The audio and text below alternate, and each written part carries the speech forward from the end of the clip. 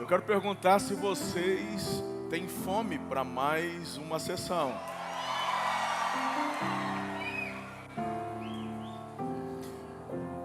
Eu gosto muito de interagir com aquilo que de fato o Espírito de Deus quer fazer.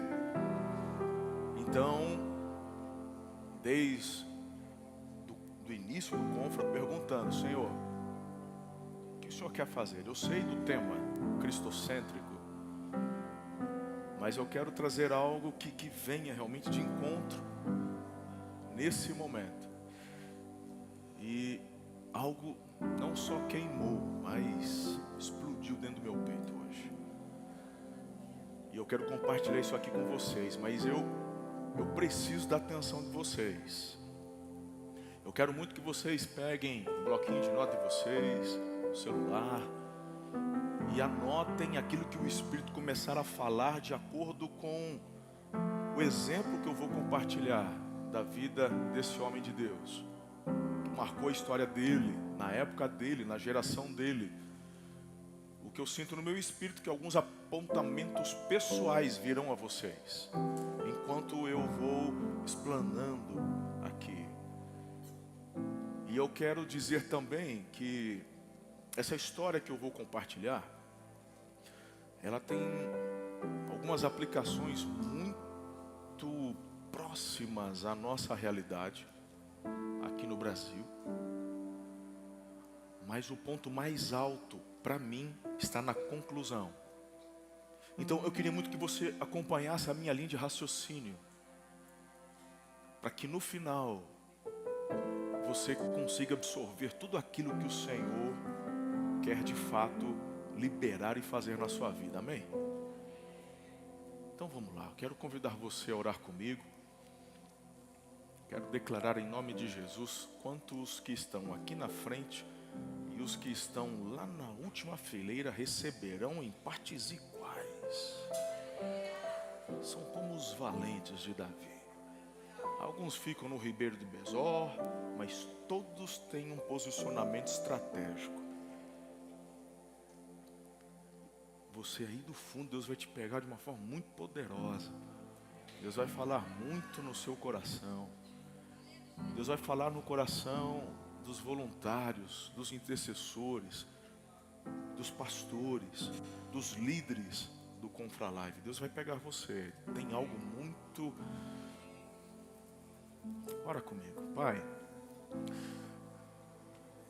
Eu gosto quando eu me vejo em situações assim com o Senhor, onde nem eu sei direito onde o Senhor quer conduzir, me levar. Eu só sei que tem algo muito forte que o Senhor quer fazer e liberar. E eu estou aqui dizendo: eis-me aqui. Essa foi a frase que eu liberei ao Senhor aos 17 anos. E o Senhor me levou para o seminário. E hoje, depois de tanto tempo, eu continuo com o mesmo coração, apaixonado e queimando pelo Senhor.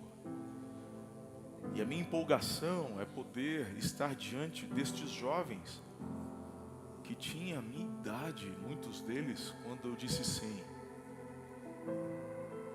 Eu fico imaginando o que não pode acontecer em nossa cidade, região, país, a partir das vidas deles. Então, me esconda atrás da cruz de Jesus. Me dê a revelação, me dê os apontamentos, as aplicações coerentes, conforme o direcionamento do Senhor. Que não haja nenhuma confusão. Eu oro para que haja clareza na aplicação da Tua palavra nessa noite. Eu oro para que aquilo que o Senhor falar, já está falando desde sexta-feira, mas aquilo que o Senhor vai trazer agora, acompanhe eles não apenas no restante do mês, mas que eles levem para a vida deles. Eu oro com fé no nome forte e poderoso de Jesus. Amém.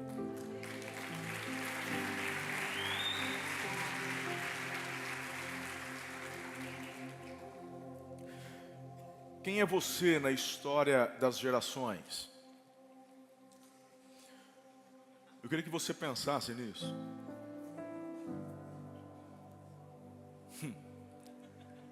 Não deu tempo de eu aprovar, vocês abusam, né? Quando eu mando para fazer o layout de última hora, não dá tempo de eu aprovar, eles... Peguei a sua, Reinaldo. Tudo bem. 1-0 para você hoje. Mas quem é você na história das gerações? Eu gosto muito de história. Como eu gosto, eu procuro me aprofundar. Percebo muitas vezes na história da humanidade os mesmos problemas se repetindo. Cheguei à conclusão de que a história da humanidade, olhando de um prisma geracional, se trata de uma figura espiral ascendente. Calma, eu vou explicar isso para você. A ciência, ela avança, a medicina faz descobertas, a tecnologia surpreende, mas os problemas que a humanidade enfrenta são os mesmos desde o seu afastamento de Deus por conta do pecado. A Bíblia não apresenta a história como uma linha reta, como de um progresso moral. Não. Ela mostra ciclos, e é isso que eu quero que você entenda. Para chegarmos onde eu quero que você compreenda, por favor, assimile isso. Quando eu falo dos ciclos, pense comigo: revelação, prosperidade, relaxamento, corrupção, juízo, clamor, reforma, e daqui a pouco o ciclo está no início de novo. Olhe para a história da humanidade, é isso. A tecnologia não volta, ela só avança. Medicina, os problemas humanos, aspiral ascendente. Faça uma análise. Vai lá conversar com seu amigo, o chat. Para de fazer pergunta idiota para ele. Treine o chat GPT para de fato te auxiliar naquilo que é importante. Faça perguntas inteligentes. E comece a entender um pouco mais a história da humanidade para você de fato entender a razão da sua existência. O porquê Deus te colocou agora, em 2026, no século 21. Então, se o ciclo recomeça, não é um círculo fechado, é uma espiral. A tecnologia avança, a ciência evolui, a estrutura social muda, mas o coração humano continua o mesmo. E aí a gente vai para Eclesiastes, capítulo 1, verso 9, e encontramos lá: nada novo debaixo do sol. Eu enxergo nitidamente Deus levantando homens e mulheres como respostas a estes problemas. E eu queria aqui fazer um pequeno parênteses na história da humanidade, pegando uma gleba geracional. Eu queria hoje conversar com vocês um pouquinho assim, pensarmos de Davi a Josias. Só um pedacinho, um parênteses. Davi é o segundo rei de Israel, mas ele é o primeiro da linhagem que o Senhor levanta, a linhagem messiânica de Davi, do trono de Davi, né? Vem Jesus. Mas algo tão incrível acontece na vida desse homem. Então a gente enxerga Davi, seu filho Salomão, depois Ezequias, Manassés, Amon, Josias. Eu disse, são poucos, só estes aqui. Especificamente falaremos de Josias hoje, de forma objetiva, rápida. Mas quando eu olho pro aspiral ascendente geracional de hoje, quando eu começo a pensar em nós, quando eu enxergo nossas gerações, eu consigo ver alguns conflitos existenciais. E eu percebo muitos sofrendo com crises de identidade. Claro que você não, você é o lindinho de Jesus, você é o perfeito, você não tem esse tipo de problema. Você não, eu estou falando dos outros, tá? Porque vocês, cuidado, ficar levantando muito a mão na hora do louvor. Você é tão santo, tão perfeito, vai passar um anjo e te levar. Aí papai fica aí chorando de saudade depois. Então, Quando eu estou falando destas crises de identidade, são os outros, não são vocês. Imagina, lindinho. A gente vê a geração sofrendo com um excesso de estímulos, mas pouco propósito. Tem medo de errar e medo de não ser relevante nos dias de hoje. A gente vê, então estão buscando, sabe, aquela sensação de pertencimento, muito mais até do que do sucesso. São características das gerações atuais. Querem impacto, mas não querem muito saber como é que se inicia para gerar um impacto. A palavra de Deus tem sido relativizada nos dias atuais. O templo, não essa caixa de concreto, o templo, a nossa vida interior, vamos falar a verdade, está sendo negligenciada. Ídolos modernos sendo normalizados. A geração cresce sem referência espiritual sólida. Eu queria dizer algo que me veio muito forte. E se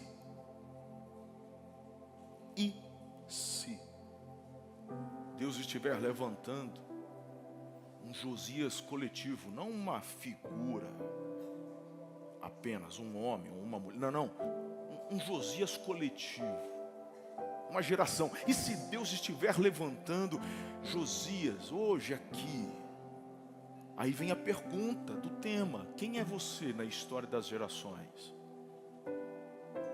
Quem é você? Bem, um contexto rápido para entendermos. Jerusalém, ela estava de pé quando Josias assume o reinado. Estou dando um contexto bem rápido. Os muros ainda não haviam caído, o templo não estava destruído, tudo bem, mas algo muito mais perigoso havia acontecido. A alma da nação estava enfraquecida. Triste. Décadas antes, o rei Ezequias havia promovido uma grande reforma espiritual. O culto havia sido restaurado, a Páscoa celebrada, a centralidade do Senhor reafirmada. Cristocêntrico. Após sua morte, sobe ao trono o seu filho, Manassés. E com ele começa uma das fases mais sombrias da história de Judá. Reconstrói os altares pagãos. Coloca imagens dentro do templo. Pratica feitiçaria, consulta necromantes, derrama sangue inocente em Jerusalém e leva a nação de Israel a um sincretismo profundo. O templo continuava funcionando. O templo estava lá, os sacerdotes e todo o rito, mas uma mistura, um sincretismo terrível. O altar existia, mas estava dividido. A geração cresceu vendo a idolatria como sendo algo assim normal, tudo bem.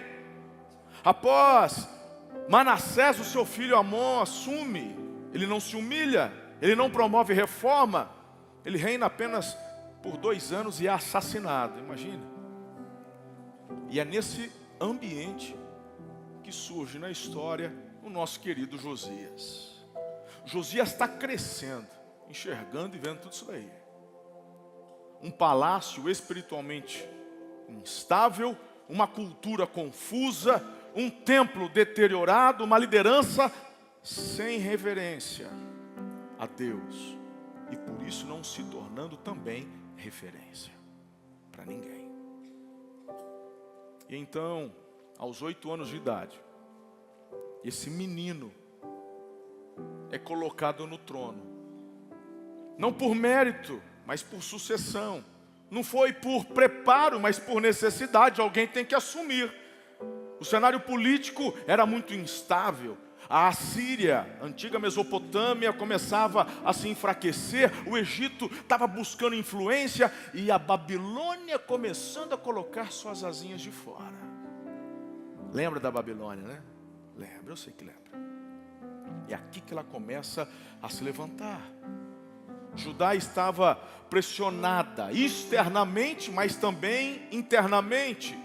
espiritualmente confusa, politicamente vulnerável, e a sua cultura, pelo amor de Deus, totalmente contaminada.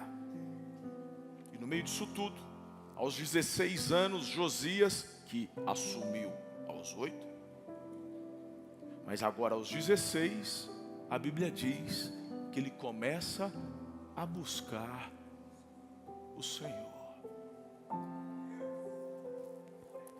Aos 16, é que tem, a turma aqui não ouviu. Aos 16 ele começa a buscar o Senhor.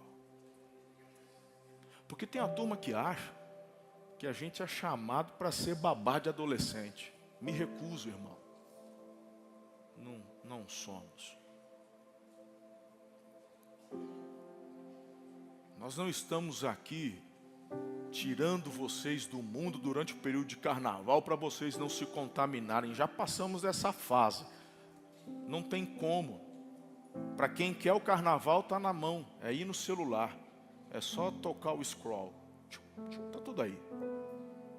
Bobagem. Não. Quando eu olho para a equipe que Jesus levanta, irmão, tirando Pedro, que era um pouco mais velho, o restante da galera, tudo novinho. Tudo moçadinha.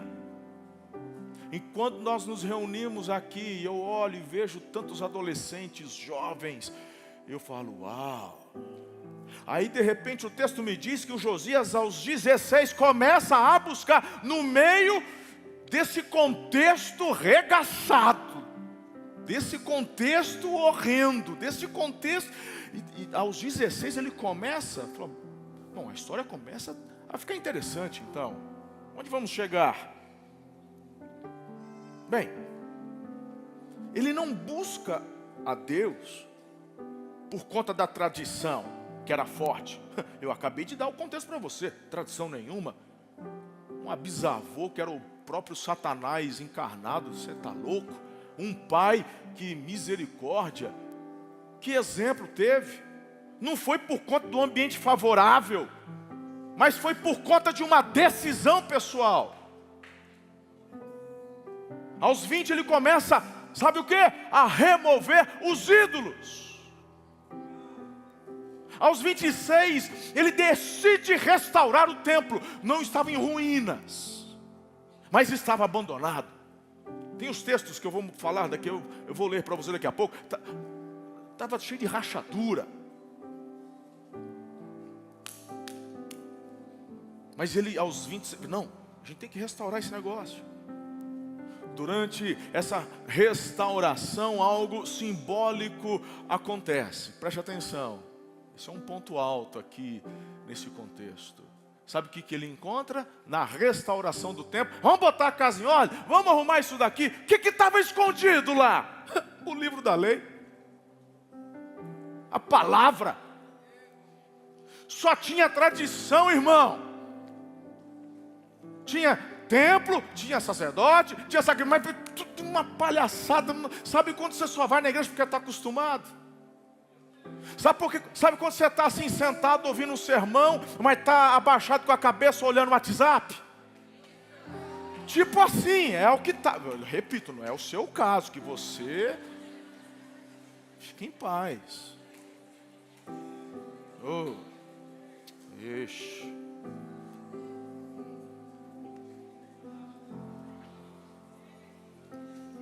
A questão que aquele livro é encontrado porque no tempo dele não existia, no sentido de que não havia leitura, não havia busca. E a razão é porque a palavra foi negligenciada. A palavra estava presente numa estrutura, mas ausente na prática. Você está no confra. Mas o que é confra, irmão? Confra por confra, tem confraria do charuto, tem confraria do uísque, confraria. Confra é confra. Eu quero saber o quanto do que você está recebendo de palavra no confra está tomando seu coração. Essa é a questão. É disso que se trata. E quando acham a lei, a palavra, e começam a ler para o Josias, meu Deus do céu, a Bíblia diz que ele rasga as vestes. Não precisa fazer isso não, fique em paz. Tem uns jovens muito proféticos. Não, já começa, não, se é para rasgar, não é rasgar. Não, deixa. No máximo tira o tênis, levanta para cima, tal, estou indo. Mas essa fazia parte de uma cultura do povo de Israel. Mas quando ele, sabe o que me chama a atenção? É que ele está ouvindo a leitura da palavra. E ele rasga. Não é teatro. Não é emoção.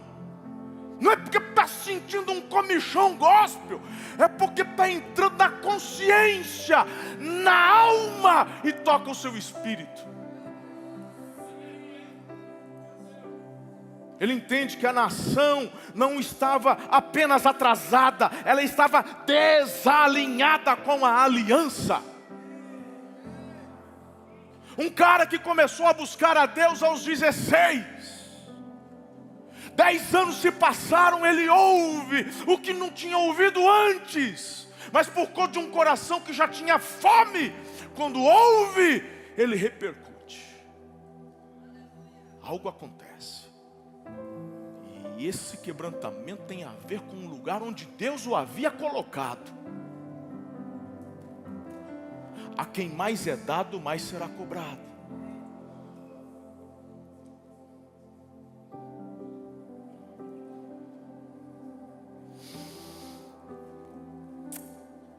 Filhos, o contexto de Josias não é apenas a de um jovem reformador. É o de uma geração que herdou estruturas sem essência, religião sem profundidade, cultura sem direção e liderança sem firmeza. Mas ele decidiu romper o ciclo.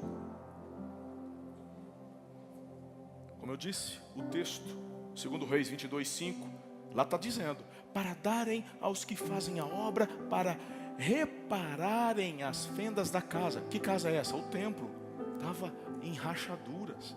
2 Crônicas 34:8, para reparar a casa do Senhor, seu Deus. Estava abandonada. Ângela, a palavra usada está indicando tudo isso daqui: deterioração estrutural, abandono administrativo.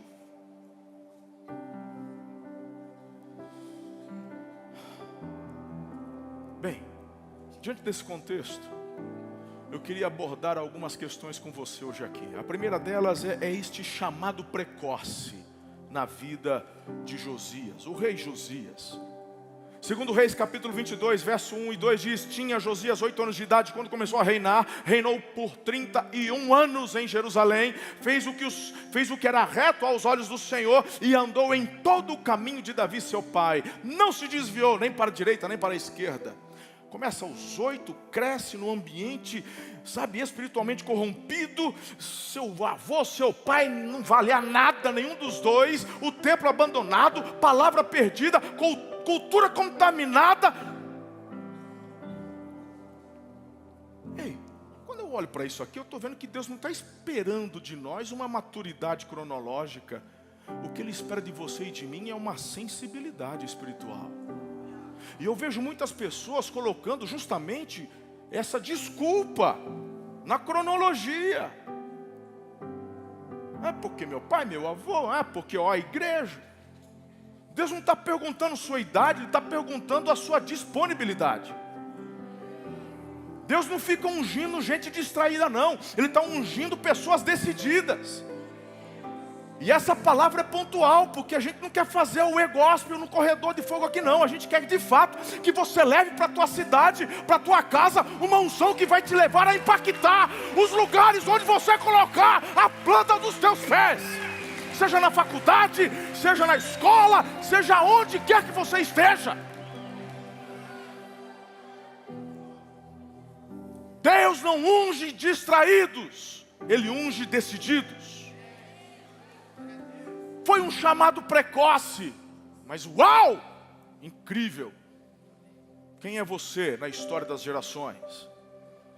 E de repente então, pontuando a descoberta da palavra, ele começa a buscar a Deus, segundo Crônicas 34:3, porque no 8º ano do seu reinado, sendo ainda moço, começou a buscar a Deus, o Deus de Davi, seu pai.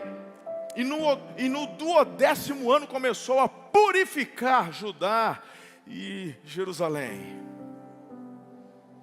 16 a buscar.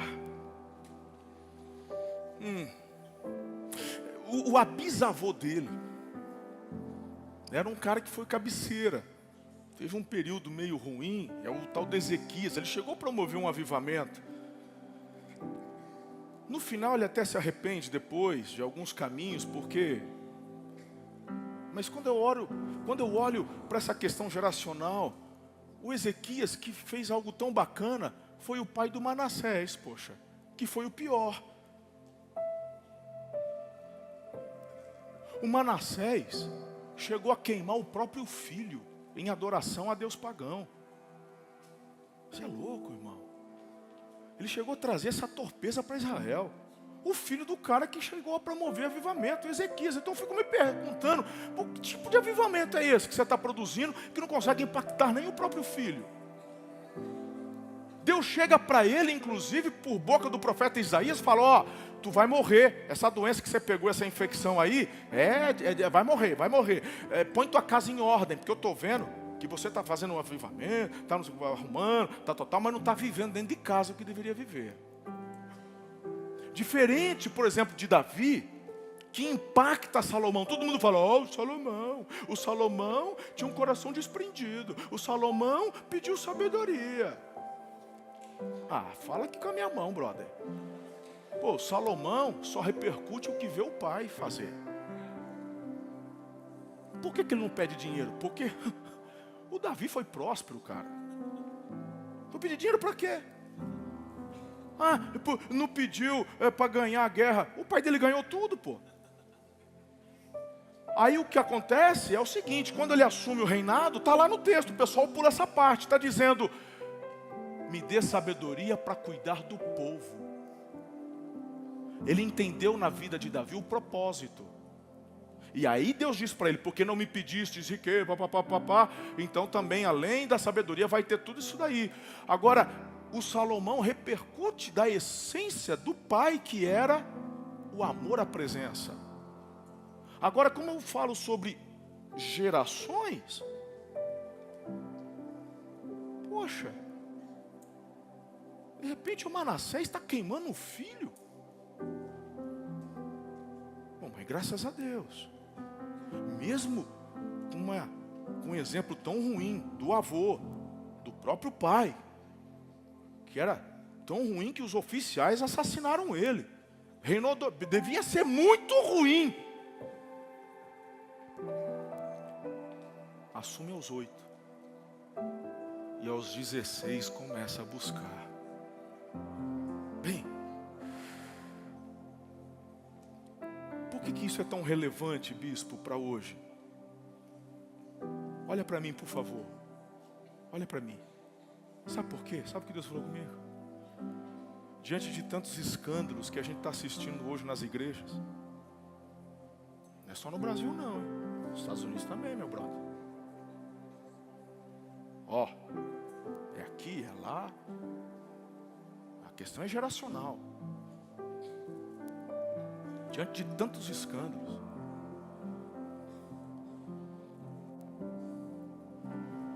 eu estou vendo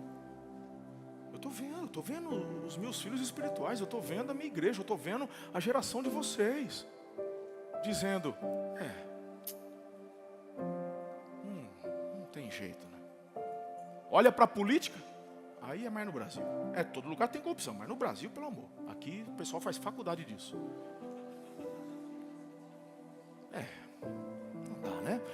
Se a gente pensar a insegurança jurídica que temos hoje no Brasil, então eu vou fazer o quê?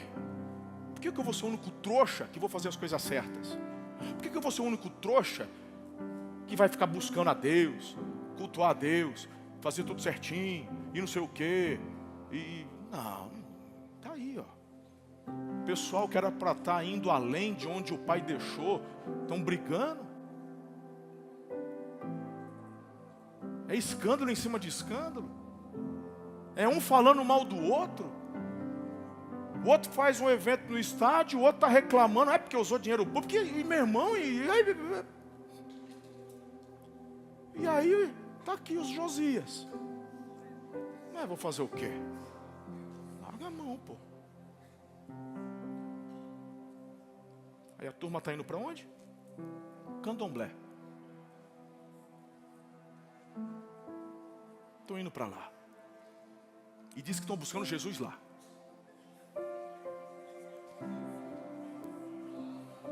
Estão buscando... Não, diz que não. É porque o Exu é Jesus, o outro é não sei o quê. Tudo que tem no cristianismo tem lá. Só que é na linguagem da África.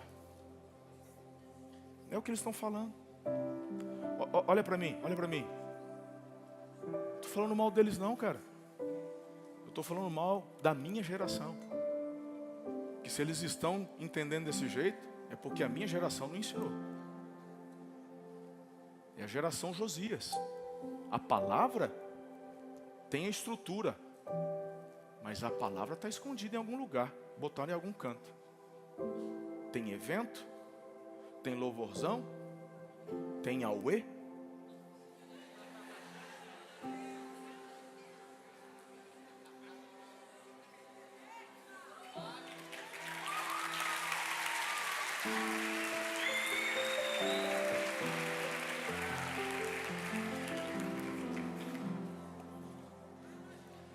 Mas eu quero te dizer que como nós, como vocês, Josias não tinha nada para se apoiar. Mas ele buscou a Deus.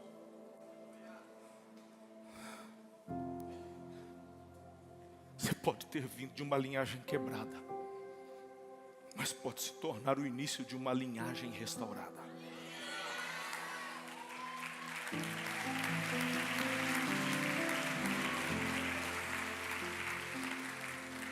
E tudo isso se dá no momento mais impactante, que é a descoberta do livro da lei. Segundo Reis 22:8 diz: então disse Ilquias, o sumo sacerdote, a Safã, o escrivão: achei o livro da lei na casa. Meu Deus do céu!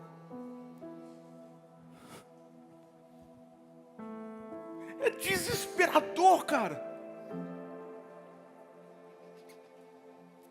O sumo sacerdote, achei o... Como assim achou, cara? Você é o sumo sacerdote.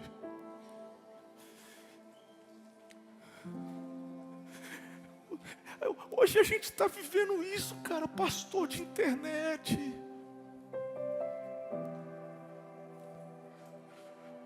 Uma turma... The power, the bank, the force, the power.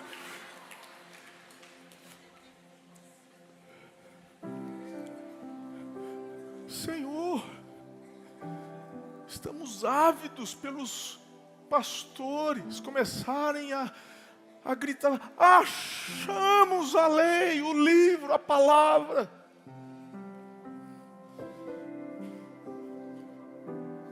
Sei que para o leitor desavisado, ele fica até contentinho. Olha, acharam, mas a questão é por que perdeu?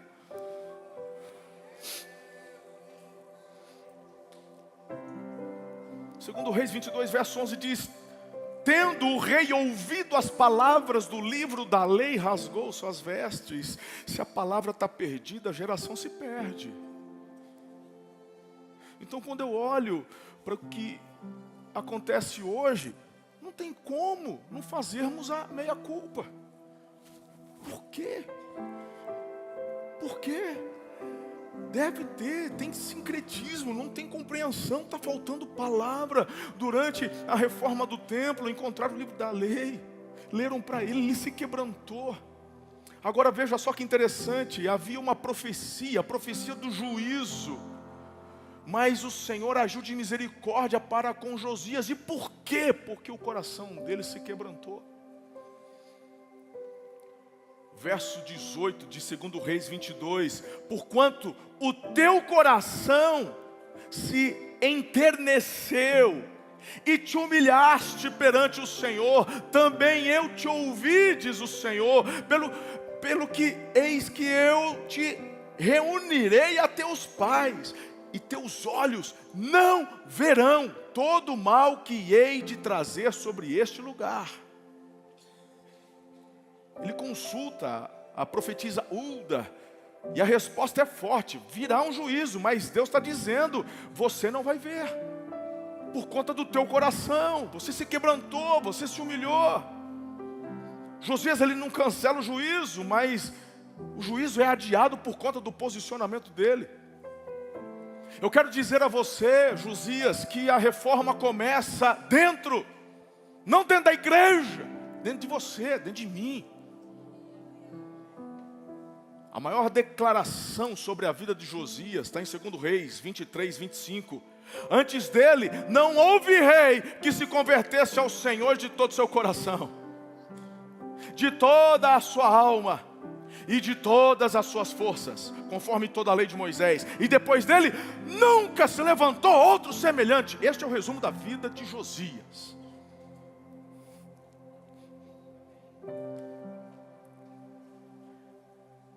Reforma começa dentro. Ele primeiro se humilha, e depois que ele se humilha, depois ele reforma o povo. Sabe por que tanto problema hoje? Porque está cheio de líder de célula, pastor, bispo, apóstolo, que quer reformar o povo, mas não quer reforma.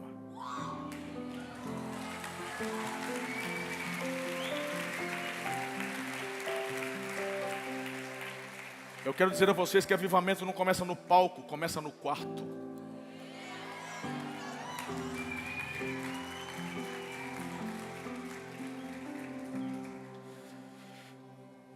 A ordem espiritual é quebrantamento, alinhamento e depois movimento. Vou repetir: quebrantamento, alinhamento, depois o movimento. O Josias não foi produto da cultura, ele foi uma resposta para a cultura. Você não nasceu para caber na cultura, filho. Você nasceu para confrontar a cultura.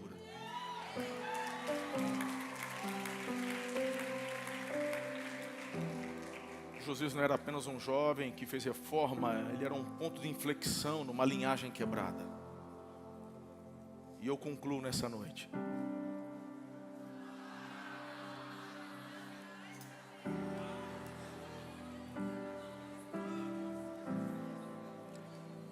Eu fiquei, e agora, como eu disse na introdução, para mim foi o ponto mais forte.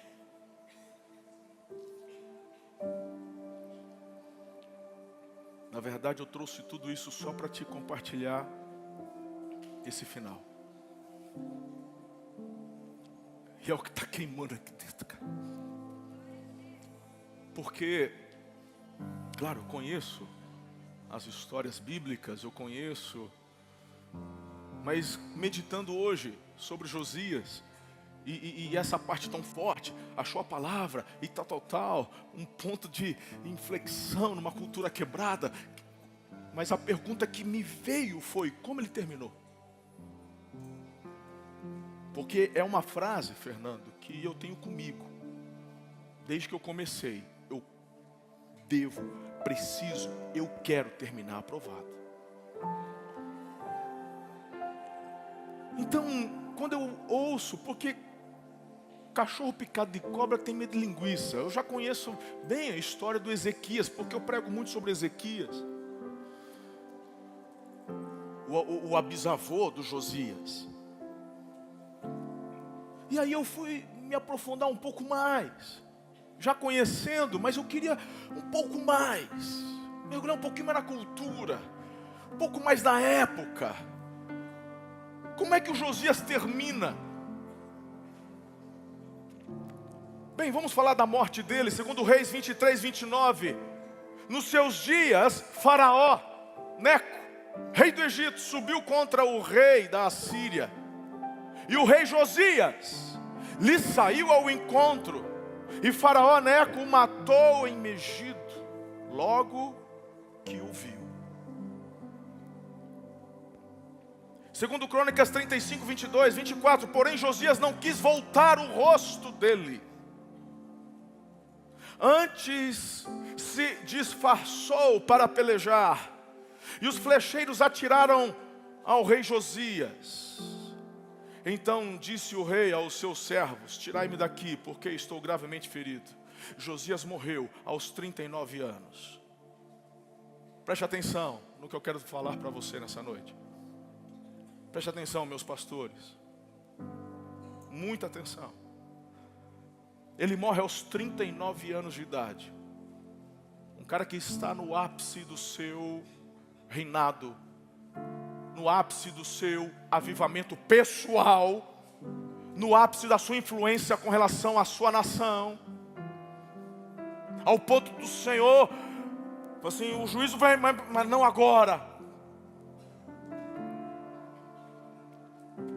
Ele decide enfrentar o faraó Neco do Egito. Estava passando para guerrear com quem? Com a Síria. Não veio para guerrear com ele. Neco manda um recado: não é contra você que eu estou vindo. Ele recebeu a informação, mas Josias insiste em entrar na batalha. Se disfarça, vai à guerra, é atingido por flechas, morre. Jeremias lança um lamento, está lá em 2 Crônicas 35, 25. Jeremias fez lamentações por Josias. Jeremias lamenta a sua morte. Agora presta atenção no que eu quero te falar. Ele foi um rei justo, mas morreu numa batalha que Deus não mandou ele lutar. E esse é o ponto. Esse é o ponto. Eu tenho algumas aplicações para você. Quando eu me deparo, e é assim que eu me sinto hoje aqui, diante de muitos Josias.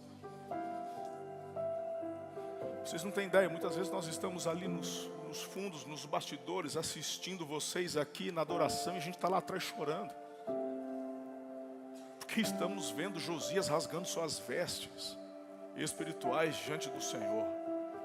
Porque estão sentindo o confronto da palavra de Deus, da presença de Deus, gerando em vocês este toque, este quebrantamento.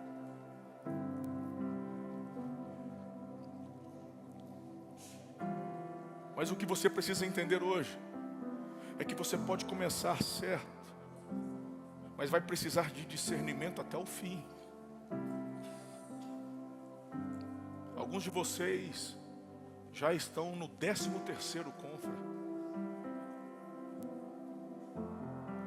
Sobre o que o Elias está trabalhando, é a primeira vez que ele está servindo como voluntário.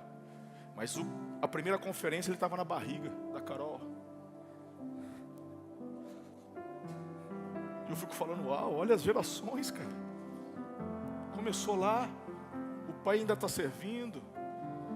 É um dos líderes que nos ajuda em toda essa organização. Hoje o filho está aí servindo. Mas nós temos que olhar para a linha de chegada. A Bíblia diz, olhando firmemente para o autor e consumador da fé, eu prossigo para o alvo. Há uma linha de chegada. É para lá que eu tenho que olhar. E para você passar pela linha de chegada, você precisa de discernimento. Porque Deus tinha poder para desviar aquela flecha, mas Ele não desvia.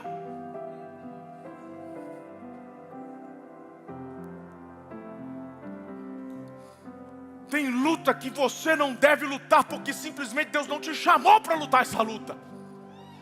E você só vai saber se tiver de Deus sabedoria e discernimento. E de repente você começa a viver algo. E um avivamento acontece. E a igreja cresce. Tua célula multiplica. Você começa a ser chamado.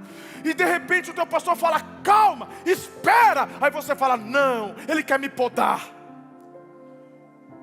Ele não reconhece meu chamado. E lá vai você enfrentar o Neco. Deus não te chamou para enfrentar o Neco. Deus te chamou para continuar fazendo algo aqui. em Jerusalém, em Judá. É impressionante porque o Davi, o pai do José, o Davi queria fazer o que o Josias estava fazendo. E Deus falou, não vai construir templo agora, porque você é o cara que enfrenta o Neco. Eu te levantei para enfrentar Neco. Eu te levantei para matar urso, matar leão. Eu te levantei para você pegar o gigante. Eu te levantei para confrontar os filisteus. Eu te levantei para isso. Não, eu quero fazer um templo. Teu filho faz. Tua mão está cheia de sangue. Tu foi chamado para guerrear. Há um ponto de convergência entre eles. Paixão por Deus, paixão pela presença. Mas um tem que continuar promovendo avivamento aqui na casa. O outro, não, a casa está em ordem, o pessoal já está. Então você vai guerrear. Como é que eu vou saber? Discernimento, sabedoria, até o fim. Senão vai morrer em batalha que não é tua. Quantos ministérios acabaram porque não discerniram os tempos? Quantos jovens desistiram porque começaram a perder batalhas, tomaram flechadas que nem eram para eles. Tomaram flechada porque saíram debaixo da cobertura. Deveria estar em Judá e foi se meter de guerra de Assíria e Egito.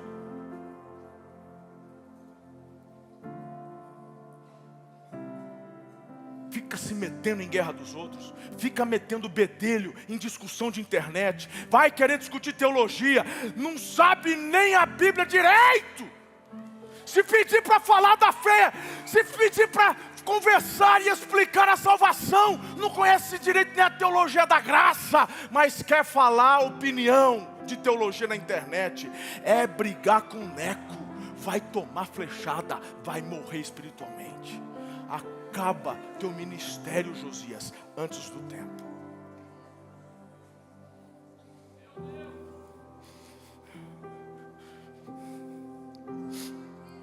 Você tem que aprender que paixão sem direção gera perda. Você não é movido por paixão, irmão. Tu é movido por propósito. Geração apaixonada fica bonito no vídeo. Geração apaixonada fica bonito só no discurso. Mas a verdade não é essa. Que se você acha que vai ter um futuro brilhante, que vai ter motivação todos os dias, você ainda está no mundo da Disney. Precisa crescer, amadurecer. Gente adulta, gente madura, crente maduro, faz não porque está sentindo, faz porque tem que fazer. Faz porque foi chamado para fazer. Não faz porque o pastor reconhece. Não faz porque o pastor fica elogiando. Não faz porque o pastor fica adulando. Faz porque foi chamado por Deus. E para o Senhor faz. Porque aquele que te chamou é que te vê.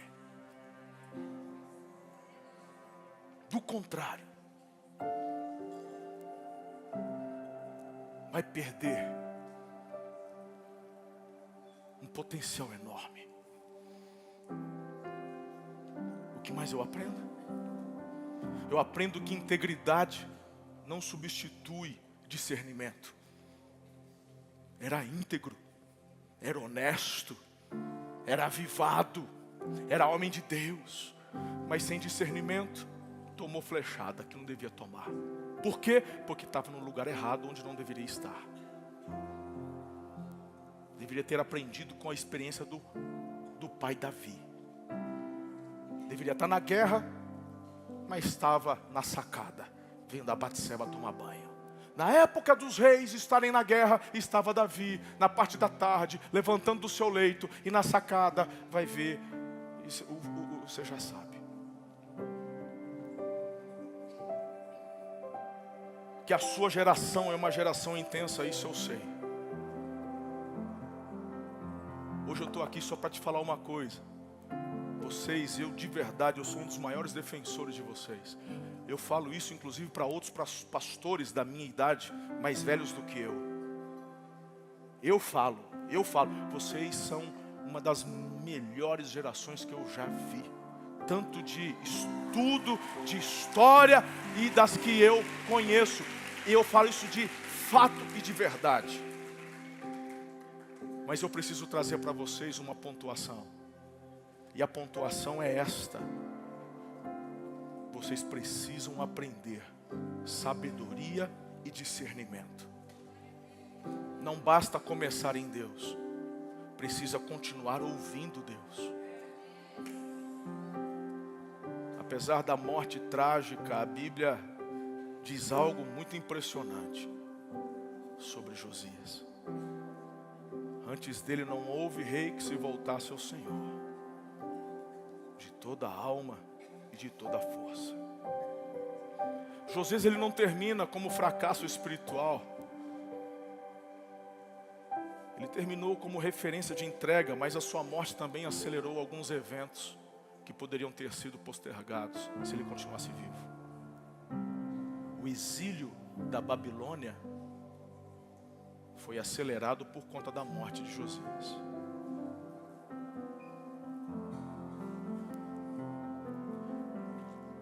Ele foi o último grande avivamento antes da queda de Israel para a Babilônia. Isso aqui é quase simbólico, não? Deus sempre levanta uma geração de fogo antes de tempos difíceis. E o que eu vejo como aplicação profética para os dias de hoje é que talvez vivamos tempos complexos, mas Deus não procura multidões distraídas, Ele está procurando Josias. Eu estou aqui para falar que vocês não são filhos de Manassés, vocês são respostas de Deus para essa geração.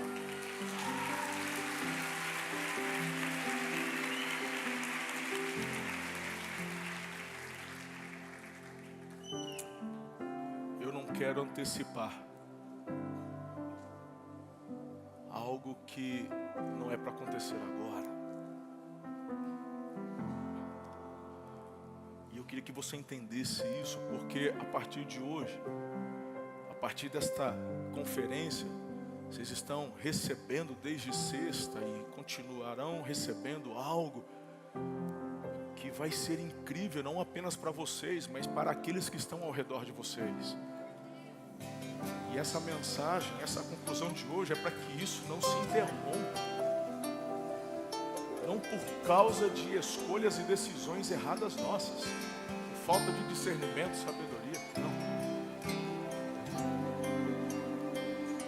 Ninguém vira semente. Um dia todos vamos partir, mas que possamos ir de encontro ao Senhor quando Ele nos chamar, no tempo dele, como foi com Moisés, como foi com Davi.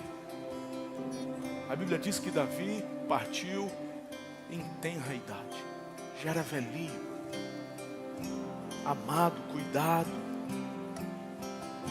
Que você e eu tenhamos uma vida longeva, porque vamos cumprir tudo aquilo que Deus nos chamou para viver. Não vamos perder para o neco, não vamos perder nem para nós mesmos. Vai cuidar da sua saúde, porque a tua vida é preciosa demais, Josias, para você perder de qualquer jeito. É um desafio para todos nós.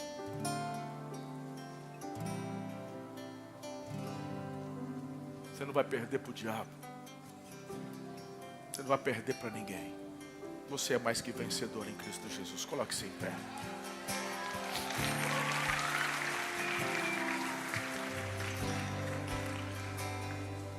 Quero chamar pastor Giovanni e os da sua equipe, os demais pastores, para conduzir esse momento. Eu não sei o que Deus falou com você nessa mensagem. Eu reconheço, ela é uma mensagem bem complexa. Ela é uma mensagem que requer um nível de maturidade, de compreensão de propósitos, eu sei. Mas quem sabe hoje, você é aquele jovem de 16 anos que está descobrindo o Senhor. Aleluia. Muito bem, Josias, você está na primeira fase. Quem sabe você é aquele jovem que aos 26 está descobrindo uma profundidade da palavra. Glória a Deus, Josias. Tem um próximo nível para você. Continua. É isso aí. Quem sabe você é o Josias que já está promovendo reforma na sua casa, na sua célula, aos seus liderados, aqueles que estão debaixo da sua influência. Glória a Deus, continue. Talvez alguns de vocês estão como eu, aos 39 anos, olhando tantas coisas acontecendo. 39 porque ele morre com 39, eu sei que eu tenho 48, não preciso me lembrar. Mas às vezes, parece que está faltando um pouco de emoção. Parece que eu preciso caçar um desafio. Acho que eu vou procurar uma treta na internet. E você começa então, sem a sabedoria do alto, a tomar decisões equivocadas. E aqueles que estão dispostos a lançar as flechas não vão parar porque é você.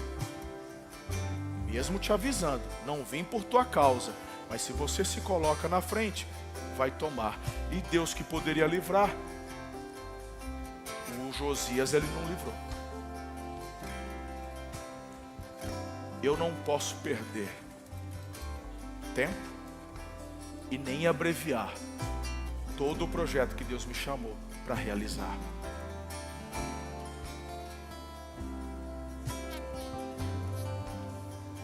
Você consegue entender isso? Eu quero liberar sobre a tua vida uma unção de sabedoria e discernimento. Giovanni, essa é a minha parte que eu tenho para liberar hoje.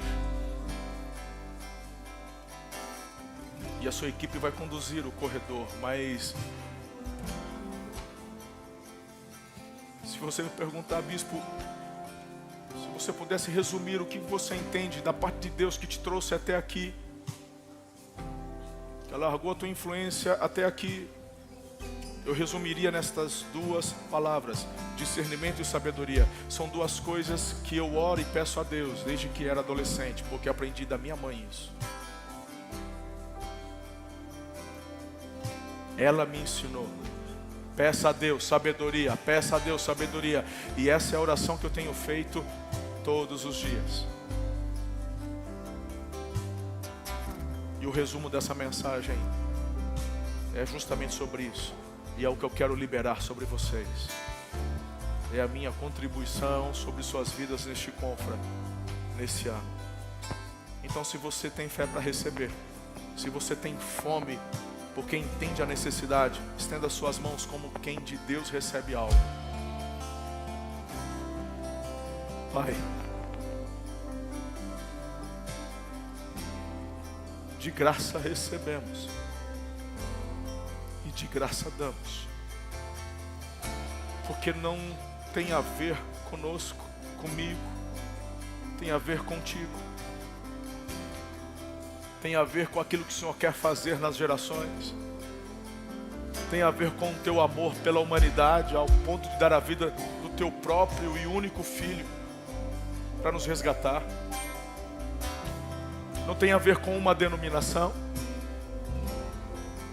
Não tem a ver com uma figura de liderança espiritual, de igreja eclesiástica. Não, tem a ver contigo. E aquilo que o Senhor me deu, eu imparto com os meus irmãos agora. Há aqui pastores, há aqui líderes, há aqui filhos espirituais e há aqui irmãos de outras igrejas que estão conosco nestes dias. Eu libero sobre todos eles, eu imparto sobre todos eles do discernimento e da sabedoria que o Senhor tem me dado. Sensibilidade para ouvir da tua boca a tua voz, e assim saber discernir quais guerras lutar, quais passos dar, e assim cumprir tudo aquilo que o Senhor nos chamou para fazer. Senhor, derrama sobre nós a mesma paixão que estava no coração de Josias. Paixão por tua palavra, quebrantamento, desejo em continuar conhecendo mais do Senhor. Estes Josias aqui presentes retornarão para suas cidades para completar aquilo que o Senhor chamou eles para fazer. Blinda, protege, guarda, livra das flechadas do Egito, livra-os dos dardos inflamados de Satanás, blinda seus corações. Eu assim oro, clamo, eu assim te abençoo, em nome de Jesus. Amém.